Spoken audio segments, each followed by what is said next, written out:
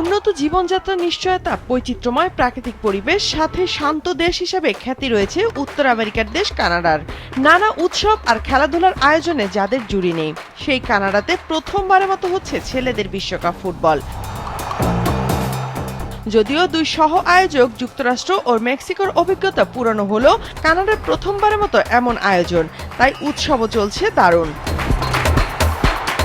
খেলা হবে টরন্টোর BMO field ও ভ্যাঙ্কুভারের BC প্লেসে। দুই ভেন্যুতে 13 ম্যাচে 10টি হবে গ্রুপ পর্বের এবং বাকিগুলো নকআউট পর্বের। বিএমও ফিল্ডে গ্রুপ পর্বের 5টি আর রাউন্ড অফ 32-র একটি সহ 7টি ম্যাচ হবে।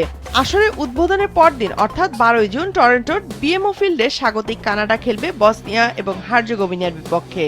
18 জুন মুখোমুখি হবে ঘানা ও পানামা। বিএমওতে পরের ম্যাচ 20 তারিখ, লড়বে জার্মানি ও আইভরি কোস্ট। 24 তারিখ পানামা ক্রোয়েশিয়ার পর 26 জুন খেলবে সেনেগাল ও ইরাক। এরপর ভেন্যুতে হবে নকআউট পর্বের একটি ম্যাচ।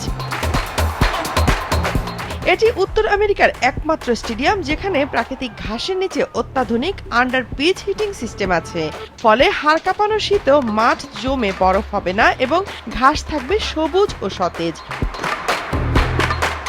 মূলত টরন্টোর অন্টারিওর প্রদর্শনী জায়গা হিসাবে পরিচিত, যেখানে এক ছাদের নিচে বিনোদন, ব্যবসা প্রতিষ্ঠান এবং খেলাধুলার ব্যবস্থা রয়েছে। বিএমও 2007 সালে ফিফা অনূর্ধ্ব-20 বিশ্বকাপ ফুটবলের জন্য তৈরি করা হয়। 2014 ফিফা অনূর্ধ্ব-20 মেয়েদের বিশ্বকাপের ম্যাচও হয় এখানে। টরন্টো এফসির প্রথম হোম গ্রাউন্ডও এটি। ফুটবলের পাশাপাশি নিয়মিত রাগবি, হকি টুর্নামেন্টও হয় বিএমও ফিল্ডে। এখানে 2022 সালে বিশ্বকাপের বাছাই পর্বে জ্যামাইকাকে 4-0 গোলে হারিয়ে 36 বছর পর বিশ্বকাপের টিকিট পায় কানাডা। 2014 থেকে 2016 সাল পর্যন্ত বিএমও ফিল্ডে সংস্কার কাজ করা হয়। এ সময় পূর্ব গ্র্যান্ডস্ট্যান্ডে একটি আপার ডেক ও বসার জায়গাগুলোর উপর একটি ছাদ যোগ করা হয়। ভেন্যুর মোট আসন সংখ্যা এখন প্রায় 45,000।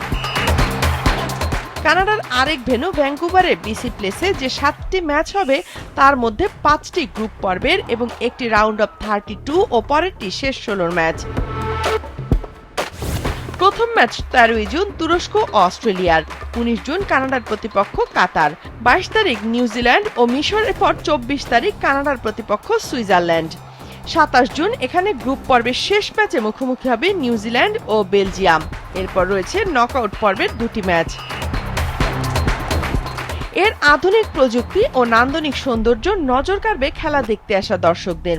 বিশেষ করে নতুন ফাইবার অপটিক লাইটিং আর দৃষ্টিনন্দন ইনফ্রাস্ট্রাকচার পর্যটকদের জন্য নতুন অভিজ্ঞতা। প্রায় 54,000 দর্শক খেলা দেখতে পারবেন একসাথে। প্রাকৃতিক কোনো দুর্যোগে ভেন্যুটি একেবারে ছাদ দিয়ে ঢেকে দেয়া যাবে। আর বিশ্বকাপ দেখতে যাওয়া দর্শকদের জন্য সুখবর, যে কোনো জায়গা থেকে হেঁটে এখানে পৌঁছানো বেশ সহজ। ভ্যাঙ্কুভারের বিখ্যাত ফলস ক্রিকের পাশে অবস্থান হয় প্রাকৃতিক পরিবেশে হেঁটে পৌঁছাতে চাইবে অনেকে। দ্রুত যাতায়াতের জন্য আছে স্কাই ট্রেন ফেরির ব্যবস্থাও।